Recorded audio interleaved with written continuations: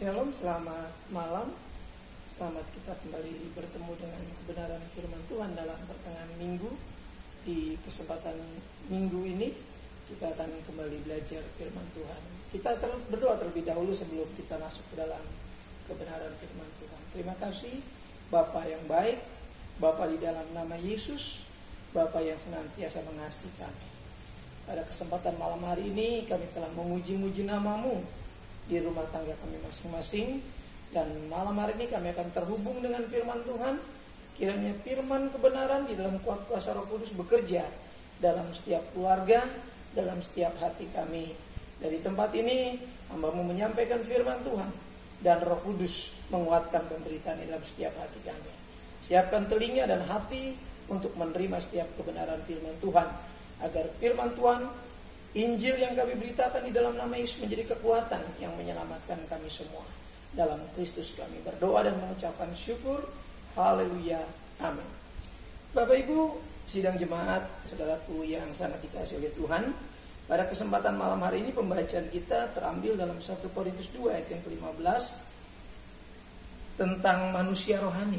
Ya, pada minggu yang kemarin kita sudah berbicara lahir dari roh.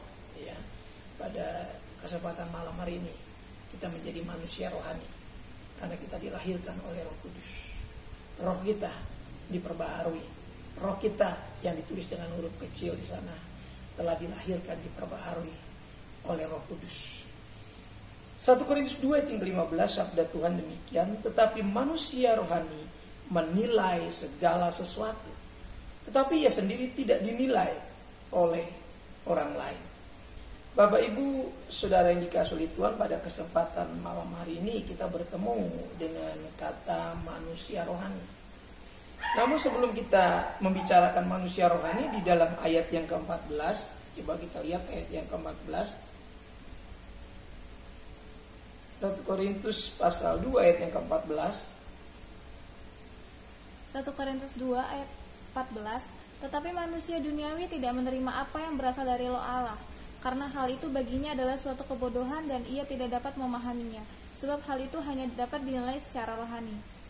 Iya, jadi manusia rohani ini pun terjadi karena memang kita menerima. Sehingga kita yang tadinya manusia duniawi, manusia yang sering disebut dengan manusia kodrati, ya kodrat manusia itu alamiahnya manusia, naturnya memang sangat lemah, ya, cenderung bebas, ya, keinginan-keinginannya tidak terkontrol seringkali. Tapi setelah kita menjadi manusia rohani, manusia jasmaniah kita, manusia duniawi, manusia kodrati kita telah ditaklukkan. Perhatikan, saya selalu katakan setelah orang menjadi manusia rohani, menjadi Kristen, diperbaharui, sudah telah bertobat menjadi manusia baru, bukan menjadi aneh. Tidak ada yang aneh sebetulnya. Dia masih menggunakan manusia yang sama seperti orang lain kenakan. Namun tabiat-tabiat yang berdosa itu sudah tidak lagi nampak, ya. Dan ketika manusia rohani ini mengalami kelemahan, Roh Kudus menyadarkan. Bahkan ketika ada kesalahan, Roh Kudus mengingatkan, ya. Orang-orang yang disebut manusia kodrati, manusia duniawi ini dikuasai oleh jiwa, Jiwa itu pikiran, perasaan, kehendak atau kemauan atau emosi, ya, lebih dominan di sana. Tetapi manusia rohani tidak. Manusia rohani telah berbeda. Ayat tadi mengatakan, tetapi manusia rohani menilai segala sesuatu, tetapi ia sendiri tidak dinilai oleh orang lain. Kita akan masuk ke dalam poin-poin yang kita maksudkan malam hari ini tentang manusia rohani. Di poin yang pertama saya ingin bicara bahwa manusia rohani ini milik Kristus. Alkitab kita mengatakan karena kamu telah dibeli dan harga yang telah lunas. Ini harus dipahami oleh kita semua bahwa sekarang status kita bukan milik kita sendiri, kata Paulus. Ya, firman Allah mengatakan bahwa kita bukan milik kita lagi, tapi menjadi milik Kristus. Nah, seringkali kita berkata sebagai milik Kristus, kita merasa memiliki diri kita sendiri. Bahkan ketika kita mengalami sesuatu, kita ketakutan. Ya, saya ingat waktu istri saya masuk di ruang IGD situ dari jam 7 sampai jam 7 lewat lah. Mas sampai rumah sakit, ya, dari rumah sakit satu pindah ke rumah sakit yang lain itu sekitar jam 7 lewat. Dan Sampai jam 5 pagi baru pindah ke kamar. Dan di antara waktu yang ada itu saya sempat bertanya, karena saya ada di dalam ruangan yang sekitar dua kali berapa, yang nggak terlalu besar itu, 2 kali 1,5 mungkin, dengan tertutup kaca, kedap suara. Lalu ada satu perkataan saya bilang sama dia, Mama takut nggak kena COVID ini? Dia bilang enggak. Lalu saya berpikir, kalau dia yang kena COVID nggak takut, kenapa saya jadi takut? Gitu, ya.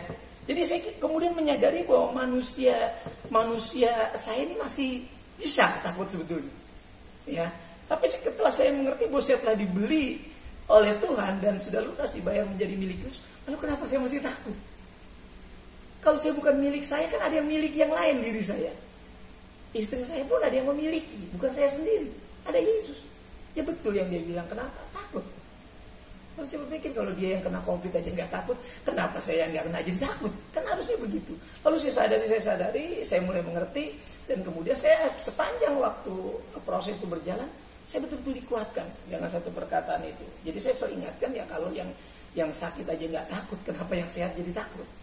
Ya menghadapi semua ini sebetulnya kata nggak takut itu juga harus diperhatikan, kata takut pun harus diperhatikan sebetulnya. Ya, orang yang merasa nggak takut itu bukan berarti harus sembarangan.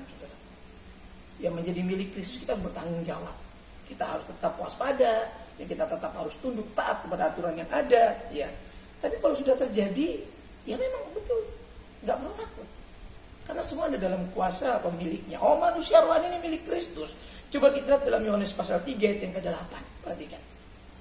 Ini milik Kristus kita. Yohanes 3 ayat yang ke-8.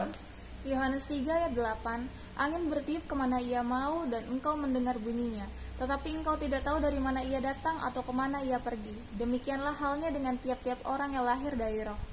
Perhatikan, sebagai manusia roh ini seringkali kita nggak mengerti, saudaraku. Kenapa kita nggak mengerti?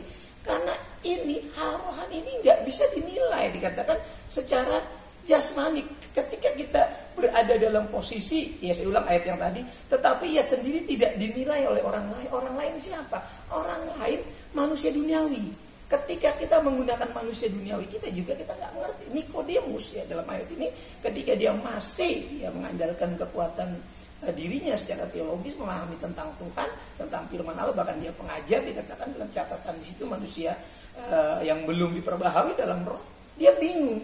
Yesus bilang, ya memang seperti angin, ya kita nggak tahu wujud angin kayak apa, tapi kita tahu pohon-pohon itu bergerak, ya kemana dia menggerakkan daun-daun, kita tahu arahnya. Bahkan kalau kita pakai pemandu angin itu kelihatan kayak kalau di bandara kita lihat ada banyak itu kantong-kantong udara yang ditiup angin, kita tahu arah angin kemana. Ya, saudaraku, inilah keunggulan bahwa manusia rohani ini milik Kristus. Dia ada di dalam Kristus. Dia tidak bisa ditebak, saudara. Ya, bahkan orang-orang Kristen, hamba-hamba Tuhan juga, ini hamba-hamba Tuhan, saudara, yang nggak masuk ke dalam dimensi rohani, masih menjadi teka-teki perkara mujizat, ya kan, perkara karunia roh, perkara orang sembuh dari sakit karena didoakan oleh pendeta yang lain. Pendeta yang satu ini masih jadi teka-teki. Bahkan pendeta ini mempersoalkan. Ya, kita lihat sekarang di media-media yang ada, pendeta yang satu saling serang, saudara, yang satu menyembuhkan dengan kuasa dalam nama Yesus. Nggak mungkin itu. Kenapa? Karena kalau pendeta pun, kalau manusia duniawi masih lahiriah, menjadi teka-teki hal-hal yang rohani itu, hal-hal yang tersembunyi dalam Kristus itu. Ketika kita menjadi milik Kristus, orang nggak bisa ngerti tentang rohani kita sebetulnya. Kita nggak bisa dinilai oleh siapapun. Hanya Tuhan yang tahu. Maka dikatakan orang-orang yang rohani ini dia akan menilainya rohani. Dan ketika melihat orang yang mungkin mempersoalkan itu, ya apa yang dia buat itu menjadi teka-teki bagi orang-orang yang non rohani, ya mereka bijaksana, berhikmat, menganggapnya tidak sesat, ya, menganggapnya ya belum sampai pemahamannya, saudara. Karena ini harus dikejar masuk ke dalam dimensi ini. Dan ini sudah terjadi ribuan tahun. Bahkan ketika rasul-rasul penurun, orang bilang yang ada di situ, saya percaya ada orang-orang yang tahu firman Allah, mereka bilang orang itu mabuk. Ini hari masih pagi, mereka mabuk anggur muda. Hal-hal yang rohani aja masih teka-teki, saudara, buat mereka. Makanya kalau kita di dalam kekristenan masih mempersoalkan ini juga, kita jangan-jangan juga belum masuk ke dimensi itu, ya. Makanya sebetulnya kita nggak perlu bingung, saudara. Ya, ketika melihat pernyataan-pernyataan yang luar biasa tentang hal yang rohani, ya mungkin kalau pesan saya sih, ketika kita belum sampai ke sana lebih baik diam, saudara. Daripada kita berdosa sama Tuhan tentang karunia-karunia Tuhan, tentang hal rohani, tentang orang-orang yang sedang mengalami dimensi rohani, sementara si A ini belum mengalami atau si B belum mengalami, lebih baik diam ketimbang kita menilai hal. Kenapa? Karena percuma, tidak terkoneksi, tidak ada relasi. Hal-hal yang duniawi dengan manusia rohani tidak ada relasi apa-apa, tidak ada hubungan. Tetapi ia sendiri tidak dinilai oleh orang lain. Jadi percuma. Dinilai pun tidak ada efeknya. Ya, waktu itu orang-orang dalam Kisah pasal 2 mengatakan rasul-rasul mabuk anggur. Tapi mereka nggak terpengaruh, bahkan sekali khotbah Petrus ribuan orang bertobat, 4.000, ngeri sebenarnya.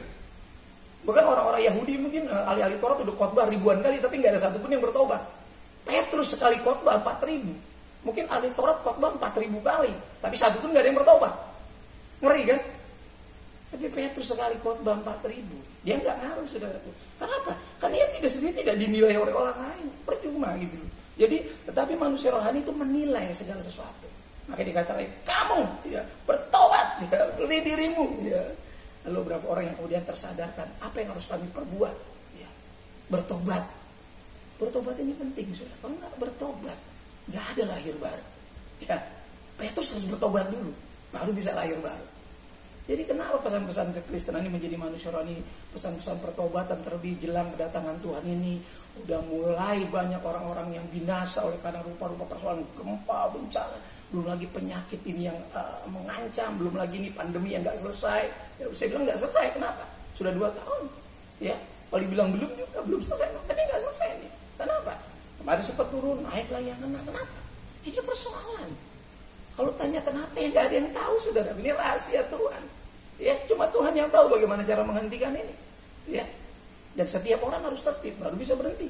Ya, kalau manusianya nggak tertib, ya nggak bisa, saudara. Tuhan bisa menghentikan, tapi kalau manusianya nggak tertib, saudara, ini persoalan kita, bukan persoalan Tuhan saja, persoalan kita. Maka saya selalu ingatkan bahwa kita ini sungguh-sungguh luar biasa. Ya, dikatakan, ya seperti angin, orang nggak bisa tahu tentang hal itu. Jadi katakan, coba Kolose 3 ayat yang ketiga. Kolose 3 ayat 3, sebab kamu telah mati dan hidupmu tersembunyi bersama dengan Kristus di dalam Allah.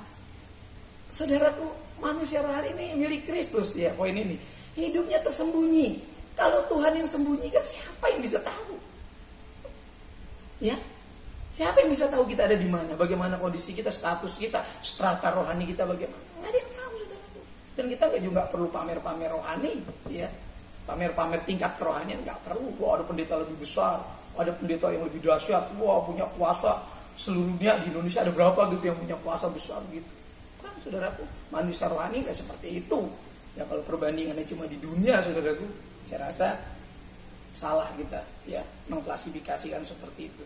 Kalau sudut pandang kita hal-hal yang rohani tentang kependetaan, tentang pelayanan, tentang apapun pengabdian kita, salah kita, saudara. Hidup kita tersembunyi dalam Kristus. Kalaupun dinilai, pasti Kristus yang dinilai. Karena kita tersembunyi. Bukan karena kependetaan saya atau karena kekristenan saudara perlu kita dinilai.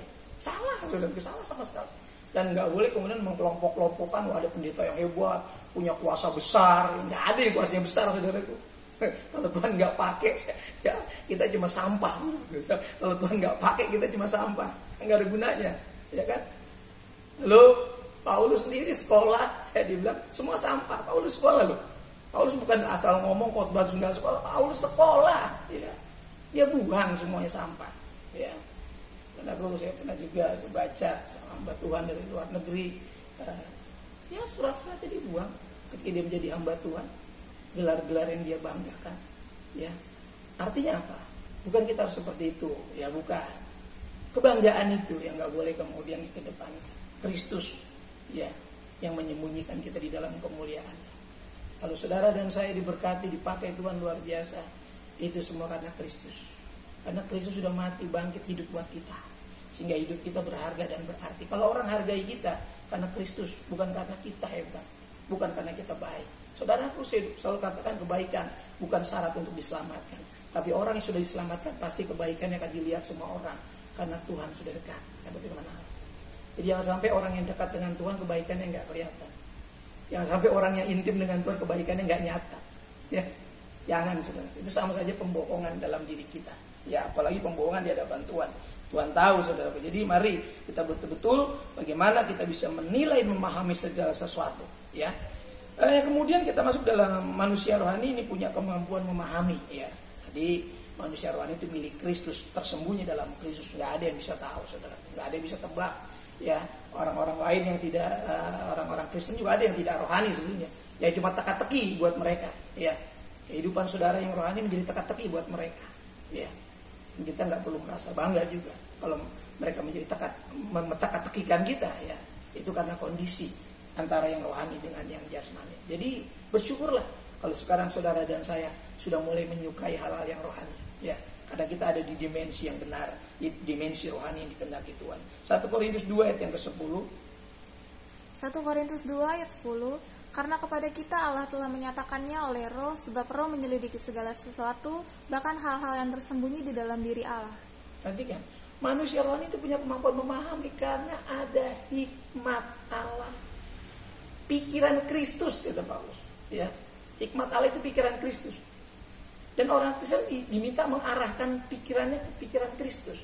Ingat, bukan lantas orang Kristen itu hilang pikirannya. Karena manusia ada manusia jiwani juga. Yang di dalamnya pikiran, perasaan, tindakan, emosi. Ketika saya jadi hamba Tuhan, apa saya kehilangan itu? Tidak, saudara. Saya masih punya jiwa. Saya jiwani, saya kodrati. Tapi kodrati kita ini sudah enggak terlalu lagi mempengaruhi kita. Ya, sekali waktu saudara sekolah, gunakan itu. Saudara di rumah, gunakan itu. Ya, kita gunakan roh kita, tubuh kita, jiwa kita. Ya, kalau kita kehilangan satu saja, kita sudah nggak seimbang dalam kehidupan. Jadi dia memahami sesuatu kan ada hikmat Allah. Roh Kudus itu berbentuk hikmat dalam diri orang percaya. Roh Kudus bisa menjadi bentuk yang lain wibawa. Roh Kudus bisa menjadi bentuk-bentuk ya kalau dia sudah mulai membuahi diri manusia, ya berubah menjadi roh kesabaran. Yang kemarin saya katakan kesabaran menanggung. Ini buah roh. Kalau saudara kemudian sakit, menderita, kekurangan, masalah rupa-rupa menerpa saudara bertahan, sabar, itu berbuah. Jangan tanya, udah berbuah belum? Kalau saudara sabar waktu sakit, sabar waktu kekurangan, lah itu buah roh namanya. Kalau saudara sakit ngomel, sakit kemudian murtad, lah ini nggak berbuah. Ya, kita bersyukur ya, kita sakit, kekurangan, nggak ada yang murtad di sini, nggak ada. Saya percayakan ini pengajaran firman Tuhan ini benar. Ya, nggak ada yang gara-gara sakit terus undur, nggak mau ibadah lagi, nggak suka Tuhan Yesus lagi, atau kekurangan uang lalu nggak mau ke gereja lagi, nggak ada di sini. Saya percaya yang dengar firman ini di eklesia ini semua hidupnya benar karena sudah ngerti. Saya katakan kita harus ngerti karena ada hikmat dari Roh Kudus. Manusia rohani punya kemampuan memahami itu. Kalau saudara kekurangan, orang lain juga kekurangan. Kalau saudara kurang sehat, orang lain juga kurang sehat. Tapi yang membuat kita hebat di dalam Yesus adalah waktu kita kurang sehat, kita bertahan. Waktu kita kekurangan, kita nggak cepat-cepat lari dari Tuhan. Ya, kita terus lari di kaki Tuhan. Tunduk diri sama Tuhan. Minta belas kasihan Tuhan supaya dibukakan jalan. Nanti jalannya macam-macam. Itu yang saya alami sekian tahun saya jadi hamba Tuhan. 3 lantas gedebuk datang pertolongan, gedubrak datang pertolongan. Tidak ada prosesnya. Nanti jalannya bisa dari timur, barat, utara, dan selatan. Ini boleh tanya di pastori kalau mau tahu bagaimana cara Tuhan menolong saya. Ya. Apa saya gak kekurangan? Bisa kekurangan. Ya. Apa saya kekurangan teriak-teriak, jerit-jerit gitu kan? Enggak, saudara. Ya. Kalau kita kekurangan, sakit, ya memuji Tuhan. Senangkan Tuhan, nanti dia akan tolong kita. Kan dia janji. Saya selalu bilang, dia gak mungkin bohong. Ya, firman-Nya ya dan amin. Kalau dia janji pasti digenapi. Masa cuma berjanji saja tidak digenapi? Kan bukan Tuhan Yesus namanya kalau seperti itu. Ya itu yang saya tahu tentang Yesus yang gak kelihatan tapi nyata. Ya jadi hikmatnya ini membuat kita paham saudaraku tentang kehidupan ini. Kita lihat 1 Korintus 2 ayat 13. 1 Korintus 2 ayat 13. Dan karena kami menafsirkan hal-hal rohani kepada mereka yang mempunyai roh, kami berkata-kata tentang karunia-karunia Allah dengan perkataan yang bukan diajarkan kepada kami oleh hikmat manusia, tetapi oleh roh. Ya karena roh Allah ini ada di dalam roh kita saudara ya. Dan dia mengajar-ajari kita. Saudara katakan dia guru agung yang mengajar-ajari kita. Sehingga kita bukan lagi mengandalkan pikiran kita. Waktu kita pakai pikiran kita pakai pikiran kita memang. Tapi pikiran kita pun dikontrol. Sebab pikiran kita ini gak merasa bahwa ini karena saya. Lihat orang-orang rohani itu begitu. Ya, dia bukan berarti kehilangan pikirannya. Kalau itu dia gak bisa sekolah. Saudara kalau pikirannya hilang. Dia gak bisa kuliah.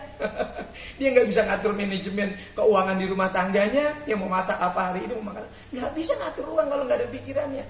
tapi pikirannya sudah dikontrol dengan hikmat roh, ya, dengan pikiran-pikiran Kristus yang berkembang dalam setiap orang. Ini banyak orang-orang kan, ya, kata Paulus orang-orang, ya, orang-orang yang bukan dilahirkan. Ya, kemarin kita ngomong dari Yohanes itu bukan orang-orang yang dilahirkan dari darah dan daging, tapi orang-orang yang dilahirkan oleh roh. Jadi pikiran-pikiran itu, wah, dikasih kepada mereka semua.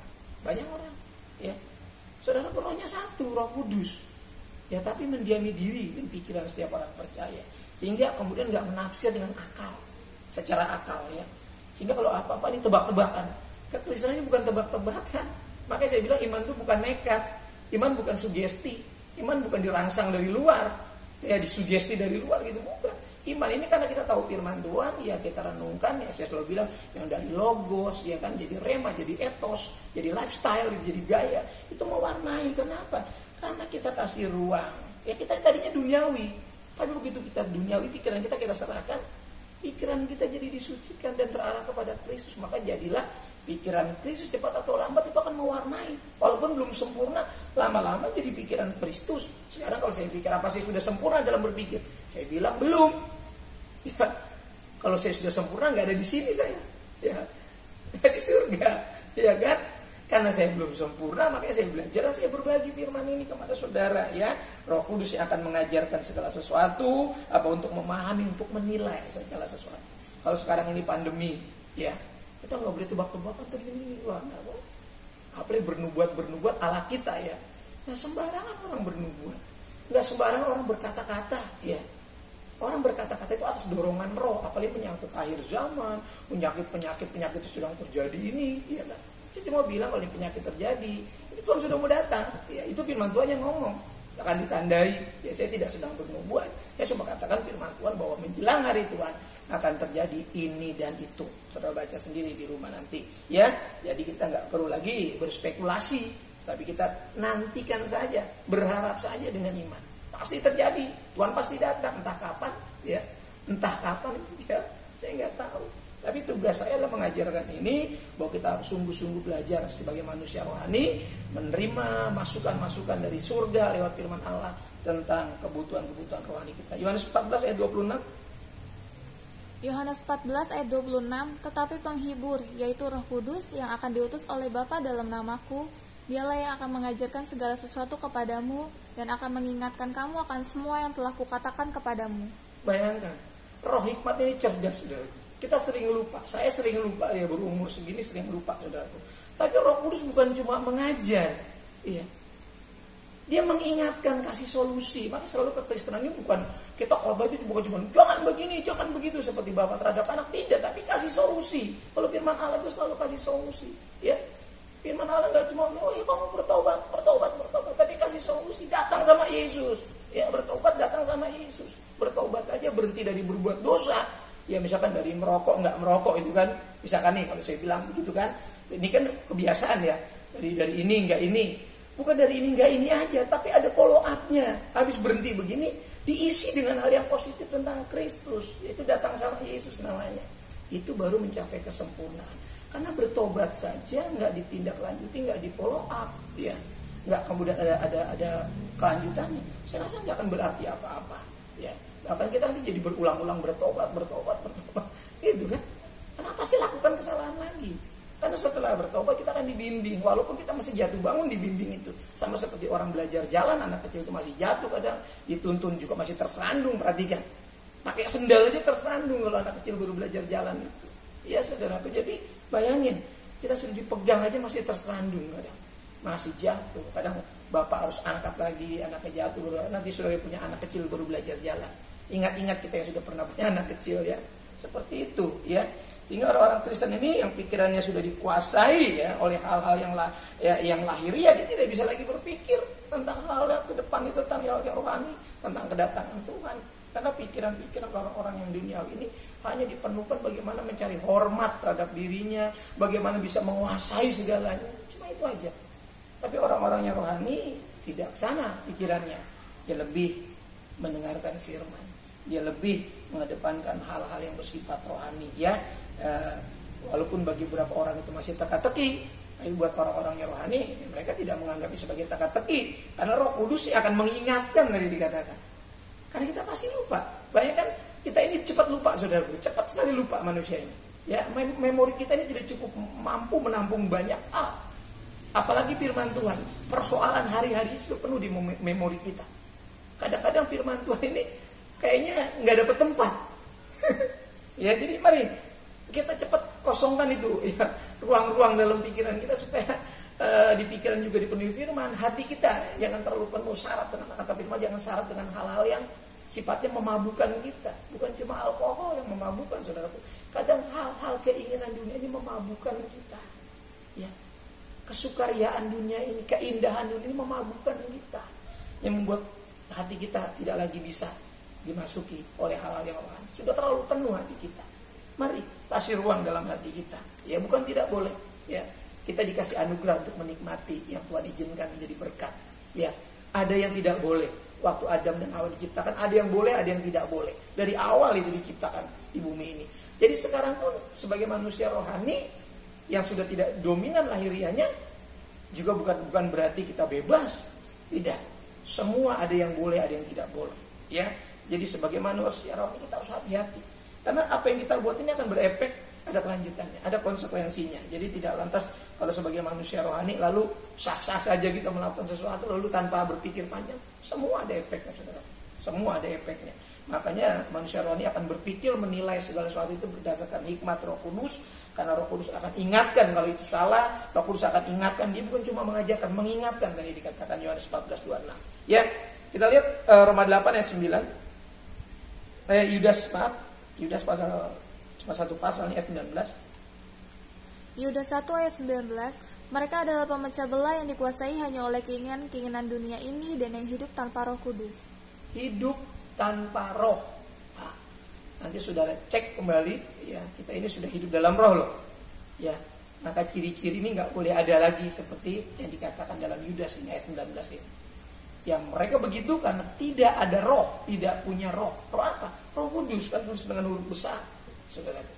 Mereka punya roh, tetapi roh mereka ya sama seperti dulu kita sebelum percaya Yesus, belum dipenuhkan Roh Kudus, belum punya karunia-karunia roh dalam Kristus. Hidup kita syarat dengan hal seperti itu. Sekarang kalau melakukan itu ya kita mikir-mikir juga, ya kan? Karena kita manusia rohani, pikiran kita juga berjalan dipimpin oleh Roh Kudus. Ya, ketika kita lemah pun kita disadarkan bahwa itu salah, itu tidak benar. Jika kita kemudian kembali ke dalam jalan Tuhan. Roma 8 ayat 19. Roma 8 ayat 19. Sebab dengan sangat rindu seluruh makhluk menantikan saat anak-anak Allah dinyatakan. Roma 8 9 ayat 9. Maaf, Roma 8 ayat 9. Roma 8 ayat 9. Tetapi kamu tidak hidup dalam daging, melainkan dalam roh. Jika memang roh Allah diam di dalam kamu, tetapi jika orang tidak memiliki roh Kristus, ia bukan milik Kristus. Jadi jelas perbedaan di sini ada. Ketika orang menjadi milik Kristus, tadi kan di poin pertama saya sudah singgung ya. Dia menjadi milik Kristus. Dan saya percaya kalau Kristus akan menjaga miliknya. Perhatikan. Dia selalu akan datang kepada milik kepunyaannya. Saudara. Dia selalu ada buat kita. Dia nggak akan biarkan kita kemudian menghidupi manusia daging itu lagi. Dia akan berperang. Dia akan bantu kita berperang. Makanya ketika kita mau berbuat dosa, ada pertempuran dalam batin dan jiwa kita. Karena jiwa kita, pikiran, perasaan dan dada sudah ditaklukkan, perhatikan, oleh Kristus lewat karya penebusan, kematian, kebangkitannya. Ya, jadi kemudian di sini ada pertentangan. Setiap kita mau melakukan hal-hal yang bertentangan dengan kehendak Allah. Filipi 2 ayat yang kelima. Filipi 2 ayat 5. Hendaklah kamu dalam hidupmu bersama menaruh pikiran dan perasaan yang terdapat juga di dalam Kristus Yesus. Sadar berada pada posisinya yang terletak pada Kristus. Ini manusia rohani membuat dirinya fokus ya. Fokus kepada hal-hal Kristus. Jadi nggak ada kesempatan untuk mikir yang di luar Kristus. Walaupun masih di dunia. Bayangin loh. Selalu berpikir tentang surga. Tapi orang-orang yang nggak rohani, pikir cuma duit, dunia. Sampai mereka akhirnya tersesat. Dan kalau sudah meninggalkan Tuhan, lama baliknya saudara. Karena tersesat. Kalau tersesat itu susah pulang. Makanya dikatakan kita jangan seperti domba-domba yang sesat, tapi jadilah seperti domba-domba yang tergembalakan. Ya, semakin kita kejar dunia, kita semakin hilang dari hadirat Tuhan. Saudaraku, penyakit yang paling mengerikan adalah secara rohani dijauhkan dari hadirat Tuhan. Ketika hati kita mulai tumpul, tidak lagi mau mendengar Tuhan, Perhatikan, selalu penyakit itu diawali dari tidak mau mendengar. Saya selalu katakan di rumah sama anak-anak, selalu persoalan terjadi itu karena tidak mau mendengar. Sekali tidak dengar-dengaran, pasti banyak terjadi hal-hal yang mengerikan. Tapi kalau sudah dengar-dengaran, tidak mungkin sudah terjadi hal-hal yang mengerikan. Makanya saya selalu ingatkan kita semua jemaat Tuhan juga, dengar-dengarlah kepada firman Tuhan. Saya sebagai hamba Tuhan harus dengar-dengaran kepada firman Allah. Karena saya nggak ingin setelah saya memberitakan firman Tuhan, saya sendiri ditolak dan binasa. Jadi ini perjuangan saya nggak main-main, saudara. Karena saya tahu resikonya jadi hamba Tuhan itu. Karena saya tahu banyak, saya akan banyak dihakimi. Kata firman Allah. Ya, jadi nggak main-main jadi hamba Tuhan ini. Bukan enteng-enteng, ada resiko. Jadi kalau saudara mungkin menganggapnya enteng, saya tidak menganggap enteng. Jadi saya percaya keluarga Eklesia sangat menghormati penggembalaan ini. Jadi setiap firman yang keluar dari mulut saya harus bertanggung jawabkan. Kita percaya firman ini akan menyelamatkan kita, menyelamatkan saya dan saudara. Kita tidak terlalu lama di bumi ini, saudara. Tidak terlalu lama. Tapi gunakan waktu yang singkat ini untuk berhati-hati dan belajar sungguh-sungguh. Ya, ayat penutup 2 Korintus 5:16. 2 Korintus 5 ayat 16. Sebab itu kami tidak lagi menilai seorang juga pun menurut ukuran manusia. Dan jika kami pernah menilai Kristus menurut ukuran manusia, sekarang kami tidak lagi menilainya demikian. Perhatikan. Jadi sekarang kita ukurannya bukan ukuran manusia lagi, ya. Jangan sampai orang Kristen mengukur kekristenan itu wah, kalau dia sukses, diberkati ini itu, wah dia berarti berkenan. Jangan, saudaraku, jangan nilai begitu. Wah kalau dia nggak sakit-sakitan, wah berarti dia berkenan. Saya sudah bilang, persoalannya bukan di situ. Saya masih bisa sakit, saya masih bisa kekurangan, saudara masih bisa sakit. Tapi bukan itu ukuran kita. Kita ngukur jangan lahiriah. Kalau ngukur orang jangan dari sakitnya, jangan ngukur orang dari kelemahannya, jangan ngukur orang dari ekonominya. Jangan, saudaraku. Wah kalau jadi orang Kristen harus kaya, punya ini, punya itu, baru dilihat bahwa ini berkenan, diberkati. Jadi pendeta harus punya mobil, punya rumah mewah, baru berkenan, berarti diberkati. Wah kalau sakit-sakitan pendeta, wah ini berarti nggak berkenan, kena kutuk. Ini kan lucu, saudaraku. Itu masih menilai dengan hal-hal lahiriah. Ya, harus masuk ke dimensi rohani. Maka kita nggak cepat menghakimi, ya saudaraku. Nggak selalu kekurangan, sakit, masalah terjadi itu karena dosa. Itu program dari Tuhan bisa juga. Untuk mempertajam iman kita, menaikkan level derajat rohani kita, kan bisa. Jangan menilai sembarangan, nilailah secara rohani. Nah kalau menilai secara rohani, jangan nilai sendiri, tunggu instruksi Tuhan. Karena kita tersembunyi dalam Kristus dan telah dibeli. Ingat, kita udah nggak bebas lagi untuk menilai. Apa yang kita mau ucapkan? Saya mau berkhotbah saja harus tanya Tuhan. Ya, jangan sampai nanti, ya, saya salah. Ya, saya selalu sharingkan, ya, sama Ibu Gembala mau sampaikan firman Tuhan, kalau sampaikan saya akan berdoa, nanti dia akan sampaikan supaya firman ini sejalan dengan apa yang saya terus serukan tentang pertobatan, tentang bagaimana hidup kekudusan, kesucian, walaupun kita masih sering salah. Itu program kita. Karena jelang kedatangan Tuhan, semua orang harus siap sedia. Jangan sampai ada yang cemar pakaiannya, kata firman Allah. Jangan sampai nggak siap ketika Tuhan datang. Bahkan ketika Tuhan menjemput kita siang ataupun malam, dipastikan jemaat Eklesia siap. Jangan sampai ada yang gak siap. Tapi bukan itu persoalan kita sekarang. Persoalan kita sekarang bagaimana kita memperbaiki diri kita. Jadi kapanpun Tuhan datang, kita sedang bersiap sedia. Belajar firman Tuhan terus bersama saya sampai rupa Kristus nyata dalam diri kita. Kita tunduk kepala. Terpujilah firman kehidupan, firman kebenaran, roti pemulihan, roti kesembuhan bagi anak-anak Tuhan.